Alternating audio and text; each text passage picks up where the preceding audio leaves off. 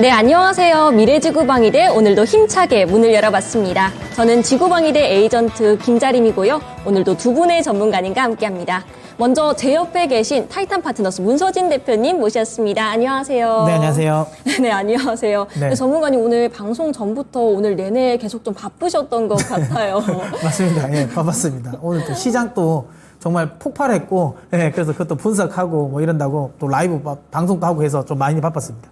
네, 이렇게 시장이 한동안 조금 힘들었지만 그래도 다시 반등도 보였고 이제 곧 연말도 다가오잖아요. 이 연말 선물 같은 산타랠리를 기다려 보면서 오늘 지구방위대 시작해 보겠습니다.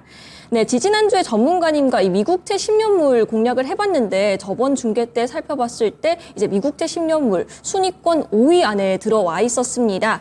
그럼 국채가 떨어지면서 분위기도 좀 좋은 상황인데요. 오늘은 어떻게 흘러가고 있을지 전문가님과 함께 살펴봐야겠죠. 일단 총 스코어 먼저 열어보겠습니다. 네, 우리나라가 꽤 많이 올라왔어요. 지금 포인트 격차가 좀 확연히 줄어든 것 같거든요.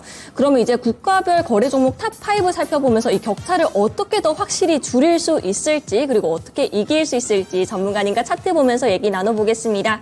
네, 일단 먼저 이베스투자증권입니다. 1위는 마이크로 미니 나스닥, 2위는 크루드오일 마이크로, 3위는 미니 나스닥, 4위는 크루드오일, 5위는 마이크로 골드고요. 유한타증권 1위는 마이크로 미니 나스닥, 2위는 미니 나스닥, 3위는 미니 S&P, 4위는 캐네디언 달러, 5위는 마이크로 미니 다우존스 이렇게 구성이 되어 있어요. 이 대만은 확실히 좀 지수 위주로 거래를 했고 우리나라는 좀 다양하게 거래를 한 것 같은데 제가 먼저 이렇게 딱 봤을 때 또 살펴보시면 이제 매수 매도 비율까지 확인할 수 있거든요. 지금 대한민국 쪽에서는 2위와 4위에 올라와 있는 크루드오일과 크루드오일 마이크로가 이 매수 매도 포지션이 반대고 또 골드가 5위권에 있는데 매수 99% 비율로 나와 있어요. 이게 안전자산 선호 심리 때문인지 이 전문가님 좀 차트 보면서 이야기를 해주실 수 있을까요? 네, 일단 확실하게 그 골드와 관련된 부분은 지금 매수를 했다라는 건 지정학적인 리스크에 대한 어찌 보면 좀 기대감이라고 보는 것 같아요. 그러니까 시장이 더 불안해지지 않을까라고 생각을 하면서 매수를 들어가신 것 같은데 저는 조금은 위험하다. 물론 뭐 제 개인적인 생각입니다. 물론 더 잘하시긴 할 수도 있겠지만 왜냐하면 지금 이스라엘 하마스의 전쟁과 관련된 부분이 좀 리스크가 나올 만큼 좀 나왔거든요. 그럼에도 불구하고 금 가격이 반등을 못했단 말이에요. 왜냐하면 지상군도 투입을 했고 그 다음에 헤즈볼라가 지금 뭐 확전을 하겠다라고 이야기를 했음에도 불구하고 안 튀었단 말이에요. 그러면 여기서 금 가격이 더 튀어오를 만한 요소가 지금 상황에서는 만만치 않아요. 뭐 딱히 없다. 그런 거 봤을 때 금 가격이 여기서 더 강하게 튀어갈까는 저는 개인적으로는 조금 의문스럽다. 오히려 저는 지금 가격이라면 매도가 조금 더 유리하지 않을까라는 생각은 저는 좀 하고 있습니다. 네, 이렇게 지정학적 리스크로 골드 매수 포지션이 나와 있다, 많은 상황이다. 그런데 금 가격에 대해서 오를 요소에 대해서는 의문이 조금 있다. 이렇게 정리를 해주셨는데요. 네, 이렇게 트렌드 차트까지 살펴봤습니다. 그럼 오늘도 이 실전투자대회 중계까지 마쳤고요. 이 해외 선물에 대해서 조금 더 궁금한 점이 있으시면 지금 화면에 나오시는 전화번호를 통해서 편안하게 문의 주시면 되겠습니다. 그럼 김유경 매니저님 그리고 김형일 전문가님과 함께 주간 이슈 브리핑부터 전략 포인트까지 함께 짚어보시죠.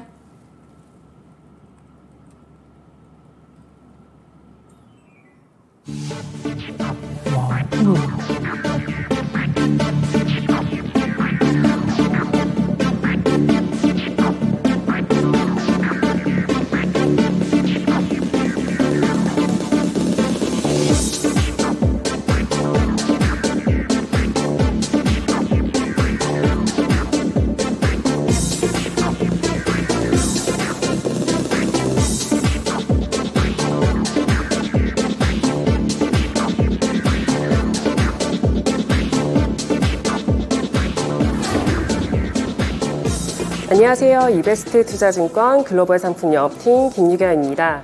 이번 주 저와 함께 눈여겨볼 경제 지표와 글로벌 이슈 살펴보겠습니다. 이번 주 주요 경제 지표부터 살펴보겠습니다. 지난주 미국 서머타임이 해제가 됐었죠. 오늘부터 1시간씩 수년하여 발표가 됩니다. 7일 화요일입니다. 오후 12시 30분 호주 금리 결정이 발표될 예정입니다. 밤 10시 55분에는요. 레드북 소매 판매 지수가 발표될 예정이고요. 1일 수요일입니다. 밤 11시 15분엔 연준 의장이죠. 파월 연설이 준비가 되어 있고요. 밤 12시 30분엔 주간 원유 재고 발표가 예정되어 있습니다. 지난주 유가는 반등을 했었죠. 이유는요, 연준에 이어 영란은행도 2번 연속 기준금리를 동결했었고요. 이로 인해 추가 인상 우려가 낮아지며 달러와 약세로 유가를 지지했습니다. 2일 목요일입니다. 밤 10시 30분에 신규 실업수당 청구 건수가 발표될 예정입니다. 미국의 노동시장 과열 상황을 가늠할 수 있는 지표이죠. 노동시장 과열이 지속되면요, 인플레이션이 고착화될 가능성이 있다고 보는데 지난주 21만 7천 건으로 고용 둔화를 보이며 발표를 했습니다. 이번 주는 어떻게 발표가 될지 주목해 봐야 될 것 같습니다. 같은 날 밤 12시에는요, 천연가스 재고량 발표가 있습니다. 해외 선물 내추럴가스 거래하시는 분들은 이 지표 꼭 체크해 보셔야 될 것 같습니다. 마지막입니다. 10일 금요일 새벽 4시에는요, 연준 의장 파월 연설이 한 차례 더 준비되어 있습니다. 미국 달러 한번 보겠습니다. 11월 FOMC 금리 결정 후에요, 파월 의장의 비교적 비둘기파적인 발언으로요, 지난주 달러 인덱스는 105.65까지 급락을 했었죠. 연준이 기준금리 인상 행보를 사실상 마무리했다는 인식이 강했고요. 이로 인해서 미 국채 수익률을 하락을 했고 달러와 약세를 부추겼죠. 하지만 저점 결제 수요 공급으로요, 지금보다 더 크게 내리기는 어려울 것이라는 시장의 전망입니다. 시장은 비농업, 고용지수와 실업률 등 노동지표에 주목하고 있습니다.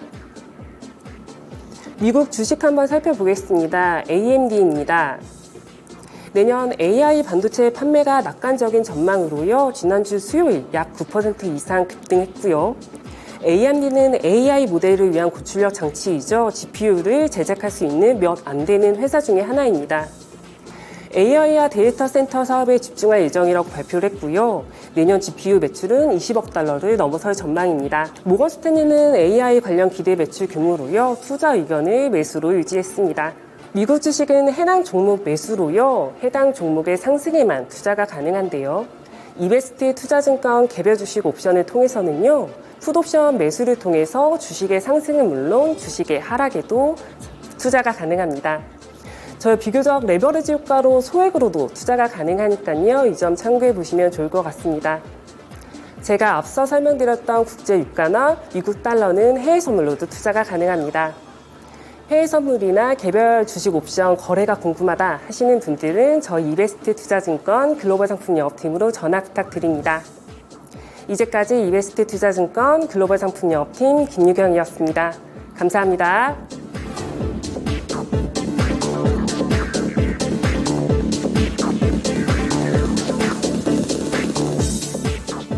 서기 2023년 지구는 날로 힘들어지는데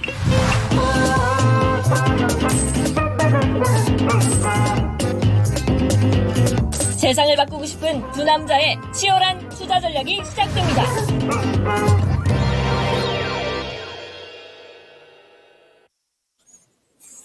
반갑습니다. 김영일 전문가입니다. 자, 오늘 정말 시장이 역사적인 하루가 된 것 같습니다. 정말 본 적 없었던 수치로 굉장히 큰 이 상승이 나왔었던 그런 하루였고, 저도 이 약한 주식을 9년, 10년 정도 하면서 이렇게 이제 상승이 잘 나온 적이 있었나 싶을 정도로 정말 어마어마한 상승이 나왔었던 그런 이제 하루였던 것 같습니다.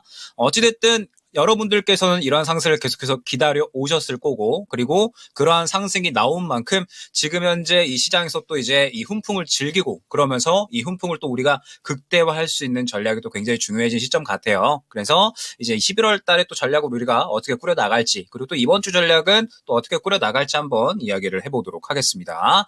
자, 일단 오늘 이렇게 큰 상승이 나온 부분은 정말 호재가 겹쳤기 때문에 그렇다라고 보시면 될 것 같아요. 일단 미증시 같은 경우에 상당히 좋은 흐름을 일단 보였습니다. 미증시 같은 경우에도 지금 연속적으로 계속해서 상승하는 모습이 나타나주고 있죠.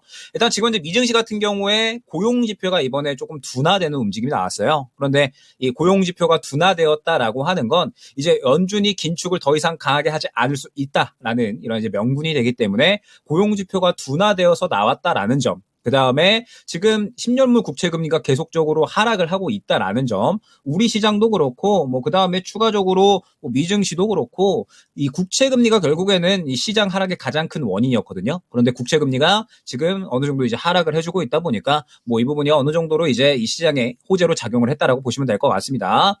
그러면서 이제 미증시가 상당히 큰 폭으로 이제 또 상승을 해주고 있는 그러한 상황인데, 지금 우리 증시 같은 경우에는 이런 상승이 비교가 되지 않을 만큼 정말 한 달 동안 하락을 했던 걸 오늘 오늘 하루 만에 그냥 다 그대로 끌어올려 버렸죠.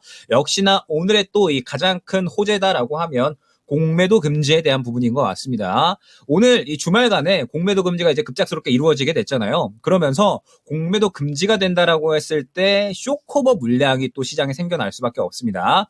이 쇼커버 물량이다라고 하면 이 공매도 금지가 이제 실시가 되게 되면서 결국에는 이 공매도 주체들이 어느 정도 물량을 이제 저가에서 또 물량을 매수할 수밖에 없겠죠. 공매도 물량이라는 게 결국에는 또 이 어느 정도 상승이 했을 때 상환이 되어야 되기 때문에 쇼커버 물량이 동시에 들어오면서 외국인 기관들의 이런 이제 매수세가 어쩔 수 없이 나올 수밖에 없었고, 그러면서 또 환율 같은 경우에도 1,300원 밑으로 내려갔잖아요. 그러면서 이 부분도 우리 시장에 호재로 작용을 했다라고 보시면 될 것 같습니다. 그러면 그동안에 이제 안 좋게 적용을 했었던 이제 국제금리라든지, 그 다음에 지금 이 미국의 금리에 대한 상황들, 추가적으로 이제 공매도 금지라는 이슈, 쇼커버 물량들, 환율 하락 등등 해가지고 오늘 호재 여러 가지 것들이 한 번에 확 겹치다 보니까 이렇게 크게 상승이 나왔다라고 보시면 될 것 같아요. 그러면서 지금 이제 미증시 같은 경우에도 이제 올해 증시 조정은 끝났다라는 이야기들이 계속해서 나오고 있는 이런 상황이다라고 보시면 될 것 같고, 지금 이제 환율 같은 경우도 1,300원 이하로 내려갔다라고 하면 그러면은 또 위험 자산에 대한 투자 심리가 올라갈 수가 있는 거고요. 위험 자산에 대한 투자 심리가 올라가게 되면 또 우리 증시엔 그대로 또 호재로 작용을 할 수가 있습니다. 그러면서 최근에 이제 전쟁 악재도 우리가 생각을 해봐야 될 것 같은데, 지금 이스라엘과 그 다음에 이 하마스 간의 전쟁도 뭔가 이 고착 상태로 들어가는 느낌이죠. 그러면서 유가도 하락을 하고 있어서 유가가 지금 최근에 물가를 상당히 자극하고 있었는데 지금 이러면 또 물가까지 내려가는 거 아니냐. 그러면서 또 시장이 상당히 크게 상승을 했다라고 보시면 될 것 같습니다. 자, 그러면서 오늘 시장이 정말 이제 대단했던 게 역시나 2차전지 종목들인 것 같아요. 2차전지 종목들을 빼놓고 이야기를 할 수가 없을 것 같은데, 오늘 이제 이야기를 보게 되면 LG 에너지 솔루션 한 종목의 코스피를 25%를 끌어올렸고요. 그 다음에 에코프로와 에코프로비엠 두 종목이 코스닥을 24포인트를 견인을 했습니다. 그만큼 오늘의 2차전지 종목들은 그야말로 정말 대단하다라고 말씀을 드릴 수가 있을 것 같아요. 자, 그러면서 우리가 이제 이번 주에 시장 전략이 결국에는 중요하잖아요. 아마 2차전지 갖고 계시는 분들 정말 많으실 것 같고요.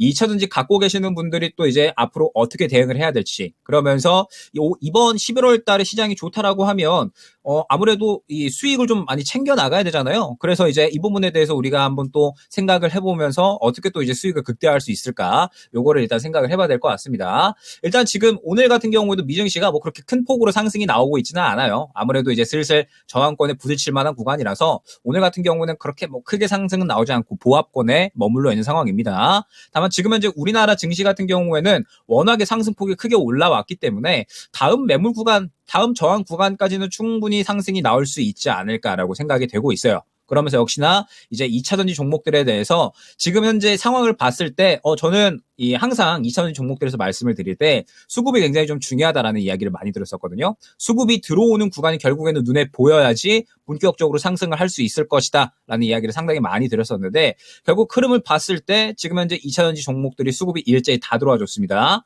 에코프로나 혹은 이제 에코프로 BM 같은 이런 종목들, 에코프로 BM은 매물 구간까지 뚫어졌죠. 그래서 다음 이제 매물 구간까지는 무난하게 상승이 가능하지 않을까라고 생각이 됩니다. 그래서 에코프로 같은 경우에는 일단 1차적으로 90만 원에서 95만 원 정도 구간까지는 무난하게 상승이 가능할 것 같고요. 그 다음에 에코프로 BM 같은 경우에는 약 한 33만 원 정도 구간까지는 일단 1차적으로 추가 상승 가능해 보입니다. 그다음에 포스코 홀딩스 같은 경우에 지금 이제 매물 구간에 막혀 있는데, 지금 포스코 퓨처엠과 포스코 DX 흐름이 상당히 좋죠. 포스코 퓨처엠도 오늘 이제 상한가가 들어갔는데, 여기서 이제 한번 봐야 될 부분이 무엇이냐? 포스코 퓨처엠이 저는 오늘 수급이 상당히 가장 훌륭했다라고 보여지거든요. 지금 보게 되면 포스코 퓨처엠은 이전에 들어왔었던 수급 대비 가장 큰 수급이 들어왔기 때문에 포스코 그룹주들도 우리 생각보다 더욱더 강할 수가 있겠다라고 생각을 하고 있습니다. 그렇기 때문에 일단 포스코 그룹주들도 한번 같이 봐야 될 것 같아요. 포스코 퓨처엠도 지금 현재 상황에서는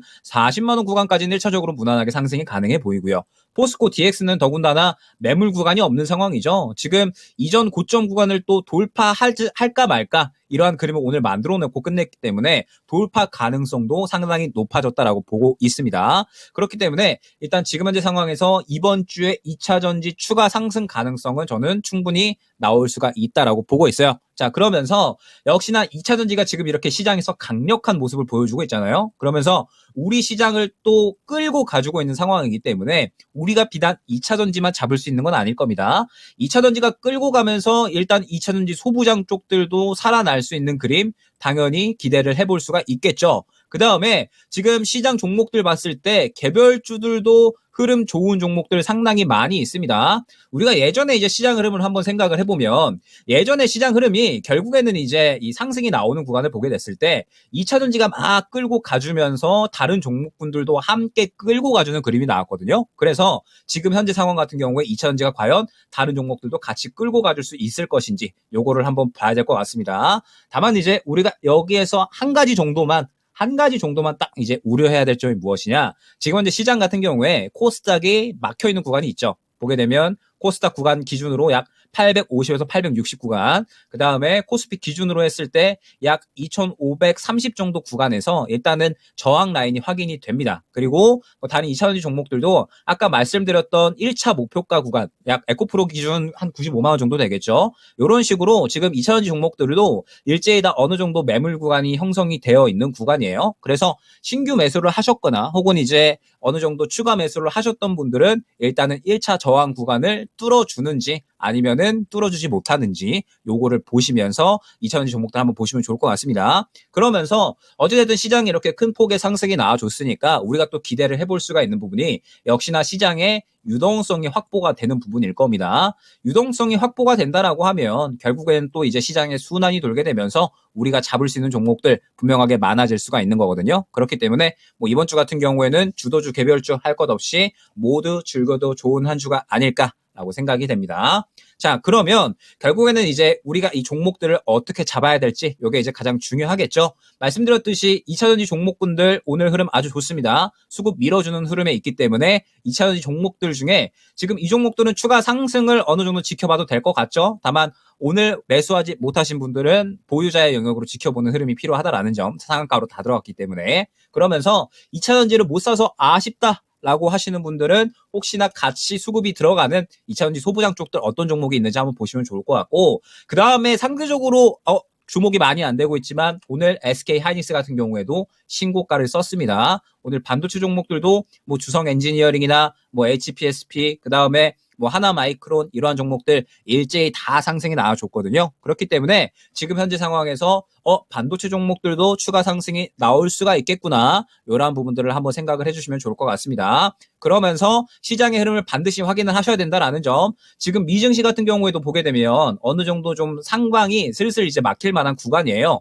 이 구간을 뚫어주면 좋겠지만 혹시나 못 뚫어주면은 살짝의 또 최근에 상승이 많이 나왔기 때문에 조정이 나올 수 있는 가능성을 생각을 해야 됩니다. 그럼 우리 증시 같은 경우에도 추가 상승이 나오되 막힐 수 있는 가능성을 생각을 해야겠죠. 그렇기 때문에 지금 현재 시장에서 이 분위기를 당장은 즐기되 이 다음 저항 구간이 있다라는 점을 꼭 명심을 하고 이 저항 구간에서 뚫어주면 수익 극대화, 그렇지 않으면은 어느 정도 차익 실현에 대한 부분도 생각을 하셔야 될 것 같습니다. 자, 그러면서 어찌됐든 지금 현재 주도주들, 그 다음에 개별주들 분위기 너무나도 좋죠. 쭉쭉 끌고 가려는 이러한 그림들이 나오고 있기 때문에 이번 주에는 이러한 이제 이 좋은 분위기 충분히 즐겨주셔도 좋을 것 같습니다. 주도주, 반도체, 그 다음에 2차전지, 그 다음에 개별주 종목군들은 또 어떠한 종목군들로 수급이 들어가는지를 보시면서 11월 달은 여러분들이 한번 이제 이 수익을 한번 확보하는 이러한 시기로 활용을 한번 해보시면 아주 또 좋은 이 기분 좋은 11월 한 달이 될 수 있지 않을까 생각이 됩니다.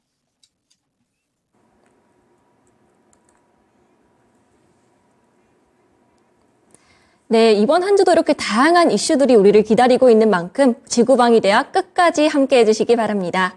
네, 이제 정말 날씨가 쌀쌀해지면서 가을이 후반부로 달려가고 있습니다. 지난 주말이 단풍이 절정이었다고 하는데요. 이렇게 이파리들이 좀 빨갛게 변한 만큼 우리 국내 증시도 붉게 물들었습니다. 정말 오랜만에 나온 강한 반등이었기 때문에 우리 시청자분들 모처럼 편한 한 주가 되지 않으셨을까 싶은데요.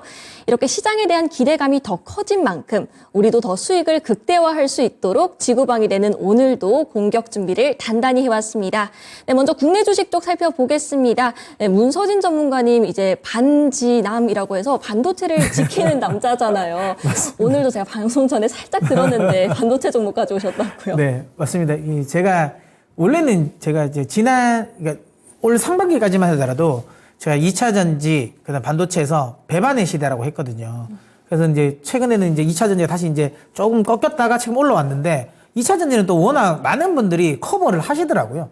굳이 제가 아니더라도 2차 전지에 대한 또 종목 또 많이 들으실 수 있는 분들이 많은 것 같아서 나는 좀 틈새 시장을 노리자. 최근에 보니까 반도체는 제 눈에는 굉장히 좋게 보이거든요.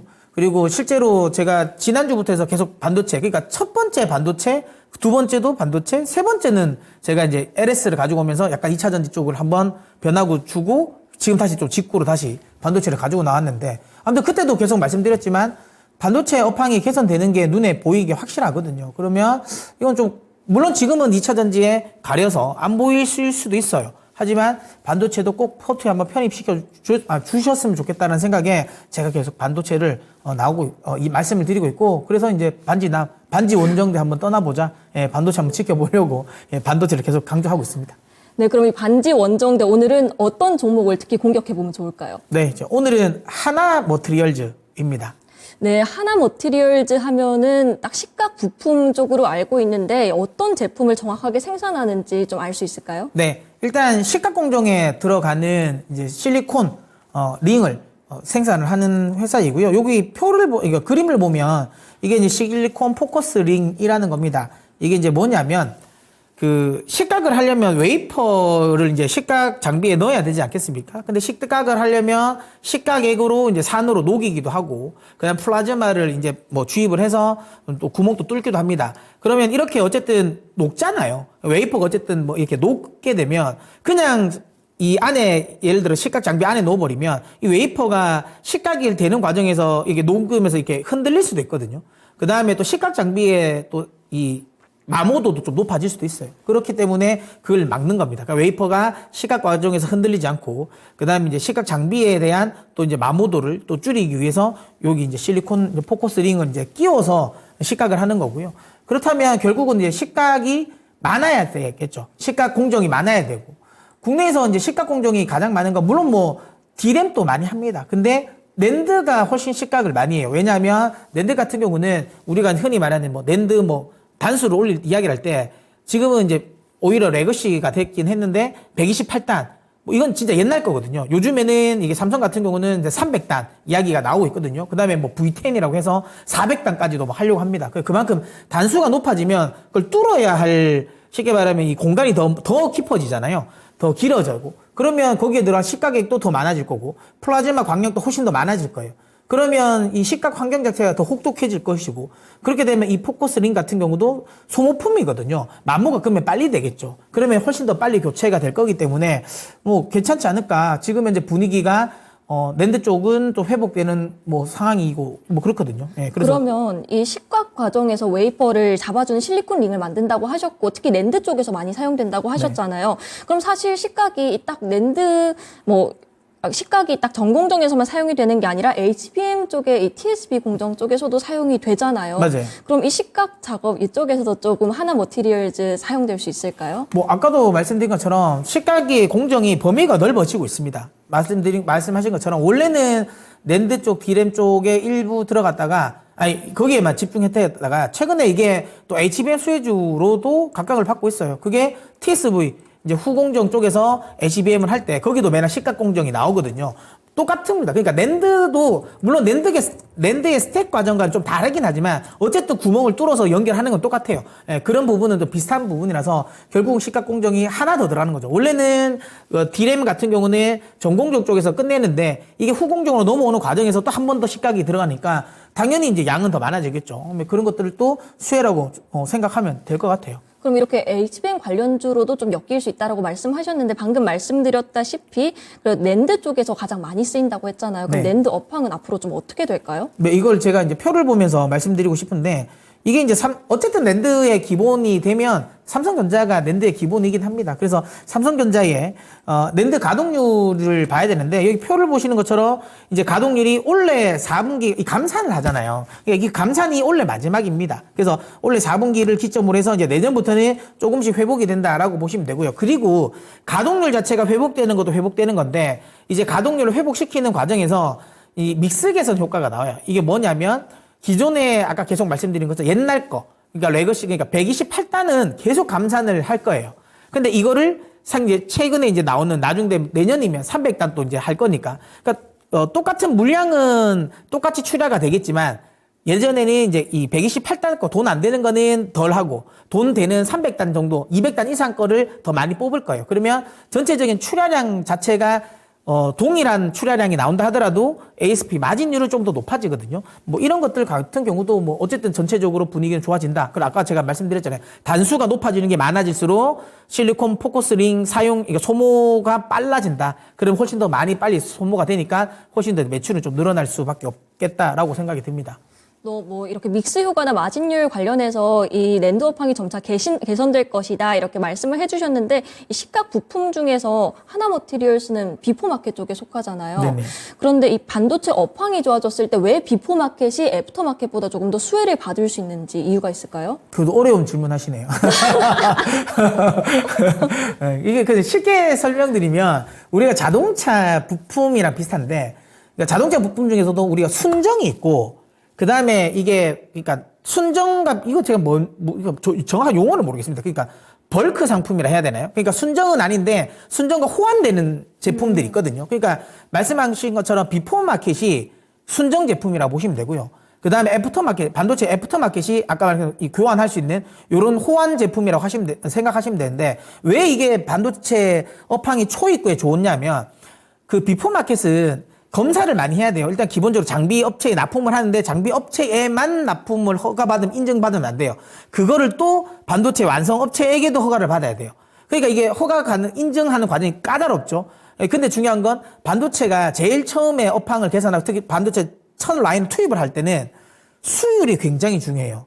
수율을 맞추냐 안 맞추냐가 엄청 중요하거든요. 그러면 아무래도 그래도 좀 검증이 돼 있는 쪽에 더 많이 하겠죠, 처음에는. 그러다가 어느 정도 수율이 좀 안정화가 돼서 나중에 최적화하는 과정이면, 그럼 요것도 좀 써볼까? 요것도 좀 써볼까? 하다 보면 그게 이제 애프터 마켓 거도 씁니다. 근데 지금은 어쨌든 당장에는 수율을 맞춰야 되고, 그 다음에 HBM이라는 것 자체도 지금 이제 막 시작한 거잖아요.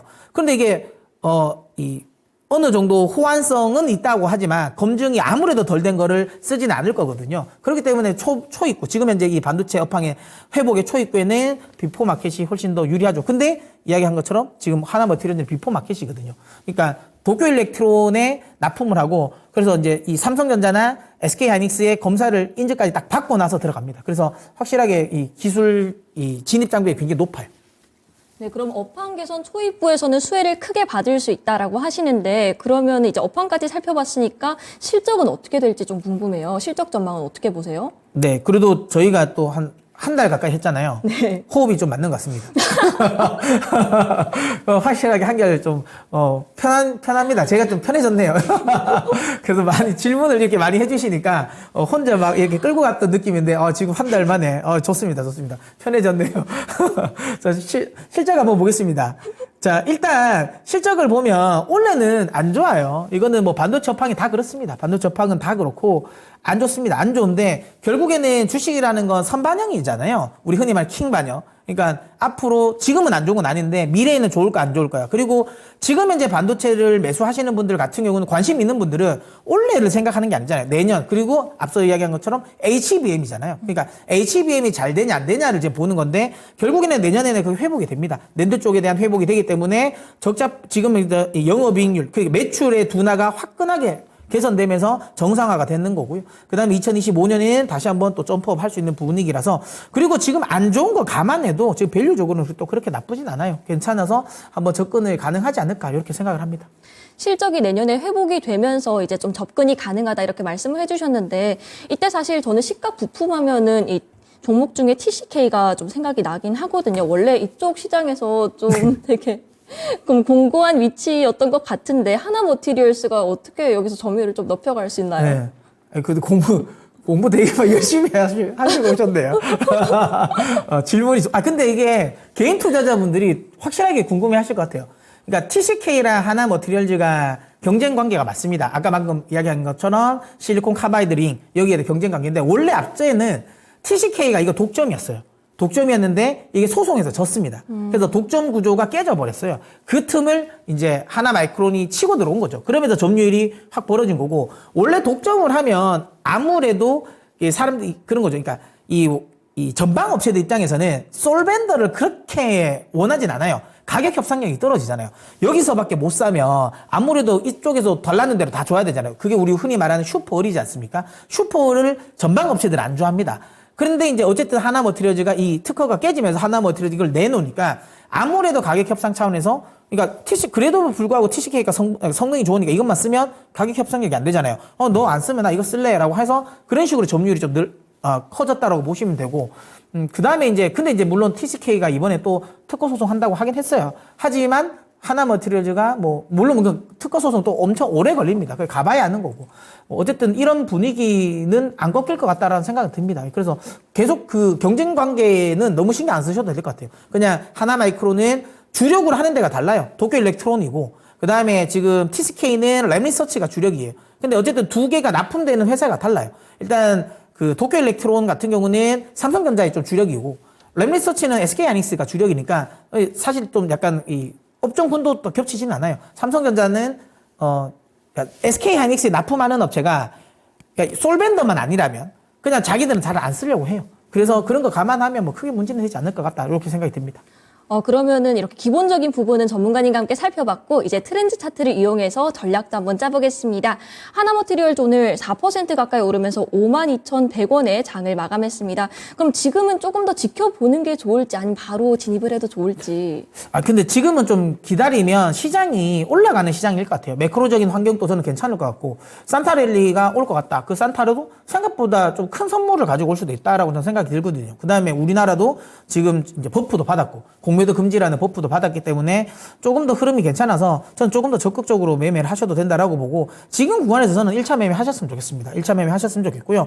혹시라도 시장이 만약에 조정을 준다면 이 47,000원 라인에 지금 지지선이 형성되어 있거든요. 이 47,000원 라인에서 한 번 더 추가 매수를 한다는 생각으로 매매를 하셨으면 좋겠고요. 손절 라인은 이 직전 저점이라고 볼 수 있는 한 41,000원 정도가 손절 라인이긴 한데, 저는 지금 반도체 업황은 거의 제가 바닥을 통과했다라고 보기 때문에 조금은 더 손절 라인 연연하지 마시고 좀 장기 투자한다는 생각으로 내년 하반기를 생각하시면 좀 장기 투자를 들고 가셔도 될 것 같고요.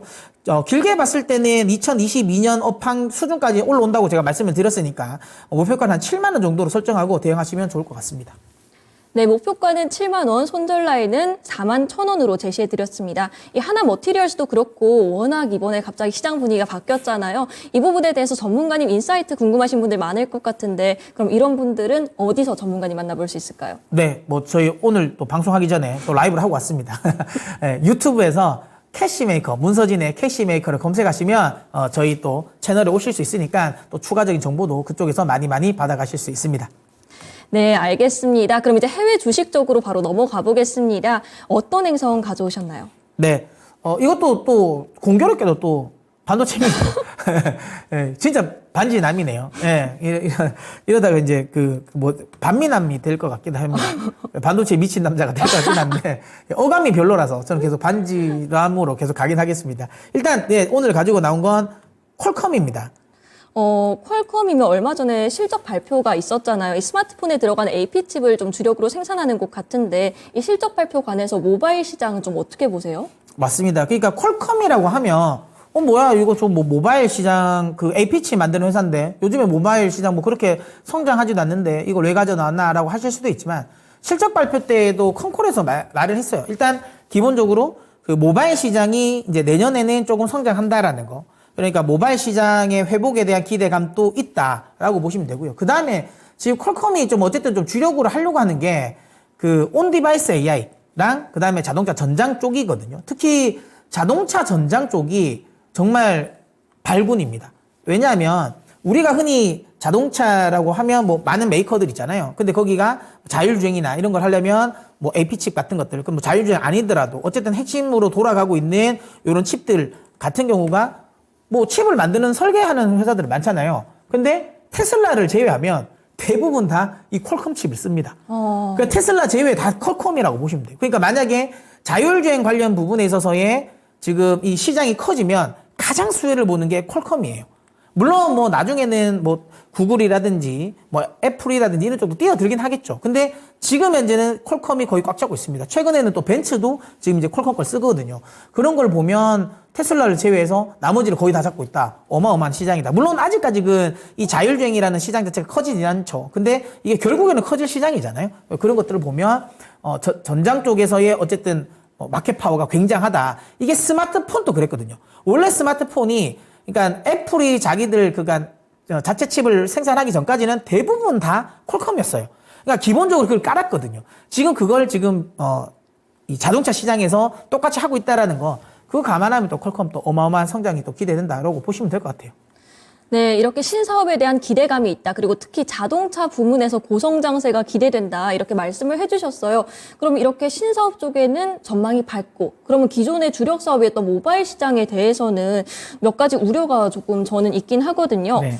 이 시장 내에서 퀄컴이 우위를 지킬 수 있을지, 일단 화웨이의 시장 복귀 문제도 있고요. 이런 네. 부분에 대해서 어떻게 생각하세요? 근데 뭐 그런 생각이 듭니다. 화웨이가 이번에 아무래도 그 새로운 이제 7나노죠. 7나노를 만들면서 야 이거 크게 이제 애플을 한 방 먹였다. 미국을 한 방 먹였다라고 하지만 뭐 기본적으로 그 성능에 대한 그 차이는 아직까지는 굉장히 큽니다. 갭이 굉장히 크고 지금 퀄컴 같은 경우는 이제 다음 스냅드래곤 모델이 지금 4나노에서 생산이 되잖아요. 7나노와 4나노는 진짜 성능 차이는 하늘과 땅 차이다라고 보시면 되고 그 다음에 지금 그 화웨이의 지금 7나노의 AP의 안정성도 문제 같아요. 저건 뭐 어쨌든 막 이런 말 그치면 어쨌든 뭐 중국이니까 써주는 거죠. 중국인들이니까 써주는 거예요. 그러니까 뭐 사실 다른 나라 사람들 그거 쓰겠습니까? 안 쓸 거예요. 그래서 제 개인적인 생각에는 물론 그런 건 있죠. 뭐 중국 쪽에서 계속 그쪽으로 늘리면 중국 쪽에서의 그 이런 뭐 샤오미라든지 이런 쪽도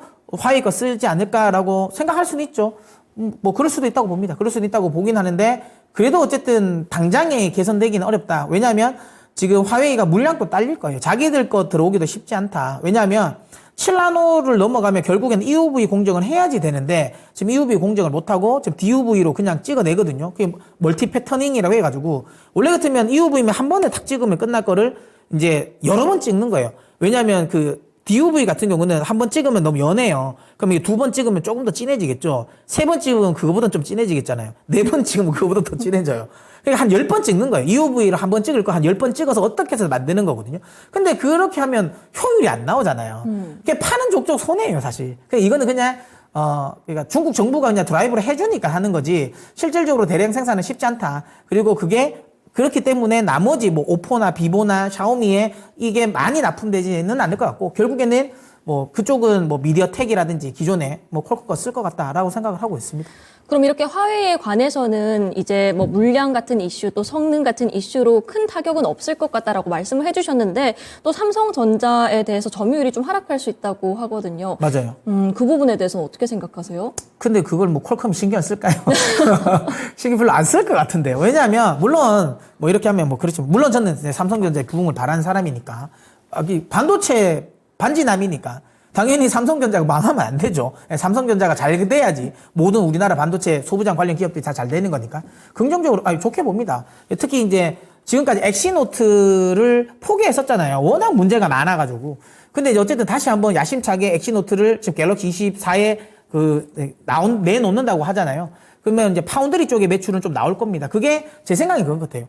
일단 엑시노트를 이번에 3나노에서 만드는 거잖아요. 그러니까 지금 삼성은 어떻게 해서든 TSMC를 지금 이 공정상으로 따라잡으려고 해요. 그러니까 지금 4나노까지는 안 되는데 3나노에서는 뭐 이 게이트 올 어라운드 방식을 통해 가지고 약간 그 비밀 병기 같은 거죠. 회심의 이제 비밀 병기로 딱 치고 나가려고 하는데 아무도 이걸 안 하려고 해요. 안 맡기려고 해요. 왜냐하면 아직까지 안 해봤으니까. 그나마 하는 게 뭐 지멘스나 아니면 이제 비트코인 채굴 업체들. 그러니까 좀 단순한 거니까. 이거 뭔가 좀 어쨌든 좀 이 복잡한 AP 칩 같은 것들을 한번 만들어 놔야 돼요. 근데 누구도 맡기려 하지 않아요. 그래서 삼성은 그런 거죠. 약간 샘플링 느낌으로 엑시노트를 만든다고 봐야 돼요. 이거를 진짜 주력으로 팔려고 할까라는 생각을 합니다. 물론 뭐 팔려고는 하겠지만 나머지 업체들은 안 쓸 거고. 그리고 삼성전자 내부에서도 엑시노트는 국내 시판용이라고 많이 이야기를 하잖아요. 국내 고객들은 엑시노트가 달린 이제 갤럭시 24를 S24를 쓸 거고 해외 고객들은 스냅드래곤을 쓰겠죠. 그래서 제가 보기에는 이거는 엑시노트는 크게 신경 안 써도 된다. 그러니까 국내용, 그 다음에 말 그대로 샘플용. 그러니까 우리가 이렇게 파운드리 잘해요. 3나노도 잘하니까 많이 맡기세요라는 것 같아요. 그래서 아주 대량 생산, 물론 뭐 되게 성능이 좋으면 또 대량 생산 될 수도 있겠지만 지금은 그 정도 역할일 것 같고 그래서 이걸 퀄컴에 어찌 보면 뭔가 입지를 훼손시키지는 않을 것 같다. 이렇게 생각을 합니다. 그럼 이렇게 뭐 신사업 쪽도 좋고 모바일 사업 쪽도 좋고 이렇게 말씀을 해주셨는데 그럼 국내 주식 쪽에도 좀 영향을 미칠 수 있을 것 같아요. 그 관련 수혜주는 뭐가 있을까요? 맞아요. 근데 이거는 제가 뭐 생각도 안 하긴 했는데. 예. 근데 어쨌든 핵심은 이거예요. 퀄컴이 아까도 말씀드렸지만 엑시노트랑은 스냅드래곤은 경쟁사라고 생각이 되지만 퀄컴은 그렇게 생각 안 할 거예요. 그러면 퀄컴을 뭘 볼 것이냐? 저 엑시노트가 제대로 돌아가냐 안 돌아가냐를 볼 것 같아요. 잘만 돌아가면 삼성전자 쪽에 파운드리가 굉장히 많이 이 물량이 맡겨질 가능성이 높다. 원래는 퀄컴이 가장 큰 고객이었잖아요. 근데 한번 이제 뺏기고 나서는 지금 안 돌아오고 있거든요. 근데 이번에 잘하면 돌아올 수 있다. 특히 기회는 열렸잖아요.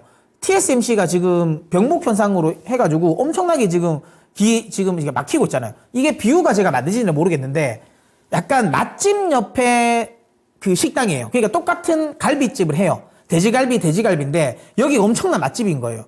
여기 엄청 줄 서고 있는 거예요. 근데 여기에 우리가 그렇잖아요. 막 줄 서는데 줄 서기 싫은 사람도 있잖아요. 아, 그렇죠. 맞죠? 그러면 그냥 웬만하면 줄 서기 싫은데 옆에도 갈비집이네. 한 가보자. 그러면 어느 정도만 맛이 있으면 사람들이 또 약간 낙수 효과가 있단 말이에요. 지금 딱 그래요. 그러니까 TSMC가 갈비집 맛집이야. 근데 여기는 너무 지금 사람이 많아서 웨이팅이 너무 많은 거예요. 근데 웨이팅을 계속 기다릴 수 있는 사람도 있지만 안 기다리는 사람도 있거든요. 근데 그 사람들이 아무나 먹나요? 그 맛이 좀 있어야 되잖아요. 그러니까 조금만 맛있다라는 걸 보여주면 이 웨이팅 하는 사람들을 상당 부분 땡겨올 수 있다. 그러니까 삼성전자는 지금 현재 그럴 가능성을 보여주는 건 이 퀄컴의 그 스냅드래곤을 파운드를 가지고 오는 거다. 3나노 거를 가지고 오는 거다. 가지고 오면 삼성전자 관련 종목들은 다 수혜가 되겠죠. 그러니까 삼성전자와 연관되는 종목들. 하나마이크론도 아까 말씀드렸잖아요. 예, 삼성전자랑 또 연관이 되는 종목이고. 그 다음에 제가 앞전에 그러니까 이전에 이야기 드렸던 PSK 홀딩스. 이것도 지금 삼성전자 쪽에 매출이 있는 회사거든요. 뭐 그런 회사들도 좀 주력군이라고 보시면 됩니다. 그래서 SK 쪽도 뭐 좋습니다. 굳이 가릴 필요는 없는데 딱 집어서 물어보시니까 혹시라도 이게 좀 잘 됐을 때 수혜주가 어떻게 되냐 하면 국내 쪽은 삼성전자 쪽이다. 이렇게 보시면 됩니다. 네, 국내 쪽에서 이제 삼성전자 관련 종목들이 좀 수혜를 입을 수 있다라고 말씀을 해주셨는데 그럼 이렇게 긍정적인 실적이 발표가 된 이후로 퀄컴이 급등을 했어요. 네. 지금 $120 부근에서 거래가 되고 있거든요. 이 어떤 가격 전략으로 이 퀄컴 우리가 정복할 수 있을까요? 네, 이것도 지금 가격을 보시면 확실하게 부담 있는 가격은 아닙니다. 워낙 모바일 시장에 대한 우려감이 시장에서 컸어요. 그래서 거의 바닥권을 보시면 가격 보면 그건 바닥권입니다. 그러니까 급락 이후에 가격 조정, 기간 조정까지 다 마친 상태. 속된 말로 세팅이 딱 돼 있는 상태다라고 보시면 되고, 어쨌든 지금 구간에서는 저는 좀 공격적으로 들어가셔도 된다라고 말씀을 드리고 싶어요. 그래서 지금 구간에서는 1차 매수 가능하다. 이렇게 말씀을 드리고요. 그 다음에 혹시라도 또 이게 이제 차트가 보면 여기 갭이 실적 발표하고 갭으로 빡 뛰었거든요. 요 갭을 잘하면 메울 수도 있습니다. 그러면 이제 갭을 메우러 갈 수도 있는데 걱정하지 않으셔도 돼요. 이건 제가 보니까 기술적인 조정일 가능성이 높으니까 만약에 그렇게 해서 갭을 메우러 간다면 한 110불 정도까지 조정을 줄 수 있다. 그러면 이때 한 번 더 2차 매수를 하셨으면 좋겠다라고 생각이 들고요. 지금 이거 손절가를 정하면 100불이긴 하거든요. 100불. 근데 중요한 건 지금 가격대가 거의 저점 수준이라서 굳이 저는 손절가는 앞서 제가 머티리얼즈를 말씀드린 것처럼 크게 너무 개의치 않으셨으면 좋겠습니다. 좀 장기 투자를 한다면 충분히 모멘텀은 있다라고 보고 있고, 그리고 이거는 제가 원래 말씀드리려고 하다가 제가 말씀 못 드렸는데, 온디바이스 AI와 관련된 부분 있지 않습니까? 이걸 또 많은 분들이 좀 요즘에 이야기를 많이 나오는데, 도대체 온디바이스 AI가 뭐냐라고 생각하실 수도 있잖아요. 그게 이제 쉽게 말하면 그겁니다. 원래 우리가 AI를 가동하기 위해서는 인터넷에 접속이 돼야 되잖아요. 왜냐하면 AI가 뭔가 우리가 질문을 할 때 이 정보를 그 인터넷으로 취합을 해서 이 답을 해주는 거니까. 근데 이제 인터넷이 안 되면 안 되잖아요. 근데 그런 건 있죠. 아주 뭐 좀 고도의 작업이라든지 아니면 뭔가 최신 업데이트가 막 필요하고 이런 것들은 당연히 이런 서버, AI 서버에서 직접적으로 네트워킹이 돼서 들어와야 되지만 그런 거 아닌 거 있잖아요. 좀 약간 시시콜콜한 거. 뭐 예를 들어 뭐 그냥 뭐 지금 여기서 고속버스 터미널까지 얼마 정도 걸려? 뭐 이런 거. 어떤 것들이 루트가 제일 어떤 게 제일 편해? 뭐 이런 것들은 사실 굳이 막 이렇게 인터넷으로 안 해도 상관은 없잖아요. 네, 그런 것들. 그 다음에 좀 가벼운 작업들. 특히 이렇게 사진 같은 거 찍으면 이미지를 뭔가 판별하고 이런 거는 굳이 뭐 그렇게 크게 트래픽을 잡아먹고 이런 거 연산을 크게 요하는 건 아니거든요. 그런 것들은 그냥 디바이스 안에 넣으면 되는 거거든요. 그게 이제 온 디바이스 AI라고 보면 됩니다. 이 시장을 지금 시장에서 계속 좀 좋게 봅니다. 거기에서 핵심은 또 퀄컴입니다. 왜냐하면 이게 우리가 생각하기에 온 디바이스 AI를 하면 어떤 제품에 제일 많이 들어갈까요? 냉장고 열려있는데 냉장고에 말하는 거. 물론 레시피 말하기도 있긴 하겠죠. 그러니까 냉장고보다는 기본적으로 다 스마트폰으로 많이 하겠죠. 그러니까 온 디바이스 AI의 핵심은 스마트폰이라고 보시면 돼요. 그러면 아까 말씀드린 것처럼 퀄컴이 역시나 또 잘할 수밖에 없다. 이렇게 보시면 돼서 온 디바이스 AI와 관련된 부분 이것도 좀 수혜가 된다. 이것도 제가 첨가를 좀 해드리고 싶었어요.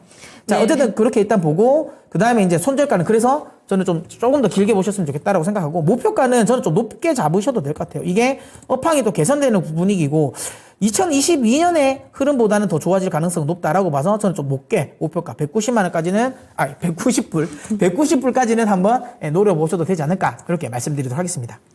네, 퀄컴 목표가 190불, 손절가는 100불 설정해 주셨습니다. 온디바이스 AI에 대한 이야기까지 나눠봤는데요. 이 유튜브에 문서진의 캐시메이커 검색하셔서 들어오시면 이 퀄컴 외에도 국내 주식, 해외 주식 관련된 정말 다양한 이야기들 들어볼 수 있으니까요. 참고해 주시기 바랍니다. 네, 이제 마지막 종목만을 남겨두고 있는데요. 이제 해외 선물 쪽 보겠습니다. 해외 선물 공격할 상품 어떤 상품 들고 오셨을까요? 네, 오늘은 굴입니다. 굴이면은 매수 포지션일지 매도 포지션일지. 네, 굴이는 매수입니다. 네. 굴이 매수 포지션 쪽으로 보시는 거면 이제 지난주에 LS 관련돼서 잠깐 우리 굴이 차트 봤었잖아요. 맞습니다. 그때 이제 좀 최근에 조정을 받았다가 이제 다시 올라가는 흐름이다 이렇게 이야기를 해주신 게 기억이 나는데 그럼 이렇게 굴이가 갑자기 올라가는 이유가 뭘까요? 일단 굴이는 우리가 대표적으로 이제 흔히 이제 닥터 카파라고 하지 않습니까? 결국에는 경기에 굉장히 이제 민감한 상품입니다. 경기가 침체가 될 거라고 우려를 하면 구리 가격은 하락을 하고요. 경기가 좋아질 것 같다라고 하면 일단 구리를 많이 사죠. 그래서 경기에 굉장히 민감하고 실제로 구리가 경기에 민감할 수밖에 없는 게 구리가 주력으로 들어가는 게 전선. 전선이라는 건 경기가 안 좋으면 뭔가 전력망 확충은 좀 덜 하겠죠. 그 다음에 자동차 뭐 이런 데 많이 들어갑니다. 그 다음에 이제 공장, 플랜트에도 많이 들어가거든요. 이것들이 다 결국에는 경기가 좋아야 많이 지어지는 것들이잖아요. 그러다 보니까 이제 구리가 경기에 민감할 수밖에 없다라고 보시면 되고 또 하나는 구리 같은 경우는 또 달러화의 연동을 많이 합니다. 왜냐하면 모든 상품이 그래요. 왜냐하면 결국에는 모든 상품은 달러로 결제를 해야 되기 때문에 아무래도 결제 통화의 가치가 올라가고 떨어지고 이 차이에서 아무래도 이제 구매력 차이가 나올 수 있거든요. 근데 최근 들어서 달러화 같은 경우는 좀 그러니까 강세의 흐름은 좀 누그러졌다고 봅니다. 이게 지난주에 고용 지표도 좀 부진하게 나왔고 인플레이션은 제가 계속 강조드리지만 좀 잡히는 것 같다. 물론 이게 아주 급격하게 떨어지진 않지만 이게 다시 예전처럼 다시 급격하게 상승하는 흐름은 아니다라는 게 일단 시장에서 좀 이야기가 좀 나오고 있는 거고 고용이 조금 불안하긴 했지만 최근에 지난해에 발표되었던 이 GDP 같은 거 미국의 GDP는 또 어마어마하게 좋았거든요. 그러니까 경기가 나빠지진 않는다. 약간 골디락스죠. 그러니까 고용은 또 심각하게 이게 인플레이션을 자극시키는 수준은 아니고 그렇다고 해서 경기 침체는 아니다. 그런데 실제로 경기는 나쁘지 않고 특히 또 중국 같은 경우도 최근에는 좀 경기 회복에 대한 기대감도 있다. 이런 것들이 다 작용이 된 거고 특히 요게 올라가는 건 또 대표적인 위험 자산이거든요. 그러면 지정학적인 리스크 이스라엘 하마스 전과 관련된 부분의 우려감도 좀 완화된 거다라고 봐서 또 올라올 수 있다라는 거고 그 다음에 표를 하나 보면 실제로 지금 구리 같은 경우는 올라올 여지가 강한 게 여기 표를 보시면 수요와 공급 단에서 확실하게 수요보다는 공급이 조금 불안하긴 합니다. 물론 이게 이제 경우의 수인데 아주 공급적인 환경이 좋았을 때는 수요를 딱딱딱 맞춰가는데 이게 조금만 공급단에 뭔가 리스크가 생겨버리면 계속 지금 한 2050년까지는 공급 부족이에요. 근데 이게 무슨 말이냐면 이런 거예요. 그러니까 지금 제가 이거 첫 번째 시간에 그랬나요? 품위 이야기 했잖아요. 저에게 갖춰져 있는 품위. 네. 광물의 품위를 말씀을 드렸잖아요. 그러니까 구리가 그만큼 지금 품위가 많이 떨어져요. 예전에는 광물을 캐려면, 구리를 캐려면 뭐 예를 드는 거예요. 한 100m만 캐면 들어가면 구리가 나왔어요. 근데 지금은 200m, 뭐 1km씩은 파야 되는 거예요. 그러니까 예전에 비해서 훨씬 더 많은 중장비가 들어가야 돼요. 그리고 훨씬 더 많이 투입이 길어지겠죠. 그러면 중장비 투입이 많아진다라는 건 비용이 늘어난다는 거고, 그럼 그거에 따라서 구리 가격은 올라갈 수밖에 없는 거고, 수요는 구리 가격은 수요가 늘어날 수밖에 없다. LS에서도 제가 말씀을 드렸지만 지금은 전기화의 시대예요. 그러니까 신재생 에너지를 지금 막 계속 개발을 하고 있습니다. 그럼 그리고 해상풍력 이런 거 많이 하잖아요. 그럼 해상풍력을 거기서 발전을 한 걸 땡겨와야 돼요. 육상으로. 그럼 그것도 전력이거든요. 태양광 발전 만드는 거 결국에는 땡겨와야 되잖아요. 그거 다 전력이거든요. 그러니까 전력선이 많이 필요할 수밖에 없는 상황. 그 다음에 전기차는 일반 내연기관보다 구리가 8배가 더 많이 들어가고, 전기차 배터리에도 구리가 들어가고, 그 다음에 전기차 충전소 만드는데도 구리가 많이 들어갑니다. 그러니까 모든 게 지금 구리가 수요가 많이 늘어날 수밖에 없는 환경이다라는 걸 감안한다면 계속 이제 공급은 수요와 공급 관련돼서는 좀 약간 쇼티지 상태가 계속 진행될 가능성이 높고, 수요가 계속 늘어나는 과정에서 구리는 가격이 상승할 수밖에 없다. 이렇게 저는 생각을 합니다. 그럼 이제 중국 경기 달러화 그리고 수요 이슈까지 이 구리 가격 상승을 이끌었다는 건데, 제 개인적인 이 질문인데, 이 풍산 같은 회사들이 구리로 탄약을 만들잖아요. 네. 그럼 아까 전쟁 잠깐 얘기를 해주셨는데, 뭐 현재 진행형인 이스라엘 하마스 전쟁 그리고 이전에 우크라이나 전쟁 같이 이런 부분들이 구리 수요에 조금 긍정적으로 영향을 미칠 수는 있을까요? 근데 이제 탄환이 구리가 엄청나게 많이 들어가지는 않아요. 물론 아닌 건 아닌데, 풍산이 그리고 올라가는 건 그 탄환을 만드는 구리 때문에 오르는 게 아니라, 풍산은 폭탄을 자체를 만들어요. 그러니까 대포알을 만듭니다. 그러니까 그걸로 가는 거지, 그게 이제 구리, 총알이 구리니까 그거는 아니니까, 뭐 굳이 뭐 그거까지는, 신경 안 쓰셔도 돼요. 구리가 전쟁 총알 많이 들어가서 올라가고 그러진 않을 겁니다. 그거는 수요가 그렇게 막 크진 않아요. 그 수요는. 그럼 이렇게 구리 상승이 전망된다라고 하셨는데, 방금 전에 자동차, 전선, 뭐 전기차 이렇게 살짝 말씀해 주셨잖아요. 정확하게 어떤 섹터 종목들이 좀 수혜를 크게 입을지. 아무래도 기본적으로 이제 그 신재생 에너지가 발전하면 발전할수록 구리 사용량이 많아질 수밖에 없고요. 그 다음에 아까도 말씀드렸지만 전기차. 그래서 LS가 신재생 플러스 전기차잖아요. 그렇게 해서 이제 그거 관련해서 이제 연관이 되니까 구리 가격 상승은 뭐 아까 말한 LS 쪽에 또 수혜를 보고 지켜보셔도 된다. 이렇게 보시면 됩니다. 네, 그럼 차트도 한번 같이 살펴보겠습니다. 어떻게 우리가 맞서 볼까요? 뭐 일단 저는 지금은 매수의 영역으로 좀 보셔야 된다라고 보고요.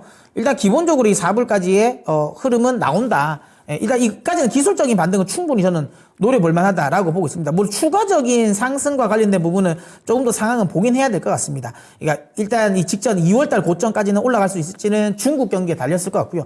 그거 아니라도 저는 제가 보기에는 한 4불까지는 충분하지 않을까 이런 생각을 하기 때문에 여기까지 목표까지 두고 매수 쪽, 매도보다는 매수 쪽. 혹시라도 만약에 제가 만약에 말하고 나서 혹시라도 주가가 떨어진다면, 이 종목 가격이 떨어진다면 3.5불 요 라인에서는 제가 보기에 3.6불이죠. 3.6불 요 라인에서는 한번 조금 손절도 생각하셔라. 근데 그게 깨지지 않는다면 저는 개인적으로는 조금 더 추세는 상승 쪽에 있지 않을까 이렇게 생각합니다. 네, 이렇게 해외 선물까지 모두 짚어봤습니다. 특히 해외 선물, 미국채, 엔화, 구리까지 우리가 이렇게 방송 동안 계속해서 지켜봤는데요. 지금 해외 선물 실전 투자 대회도 이 방송에서 함께 중계해드리고 있잖아요. 그런 만큼 전 이렇게 진행을 하면서 선물 자체에 대한 매력을 좀 많이 느껴서 양방향 투자도 가능하고 상품도 다양하고, 저처럼 혹시 해외 선물에 관심이 생겼다, 더 궁금하신 분들이 있다 이러시면은 지금 화면에 나오시는 전화번호를 통해서 거래 문의 많이 해주시면 됩니다. 네, 여러분들의 수익을 든든하게 지켜드리는 미래지구방위대, 오늘도 이렇게 마칠 시간이 다가왔는데요. 그럼 이제 구호 한번 외치고 다음 주 이 시간에 찾아뵙겠습니다. 지구 방위대!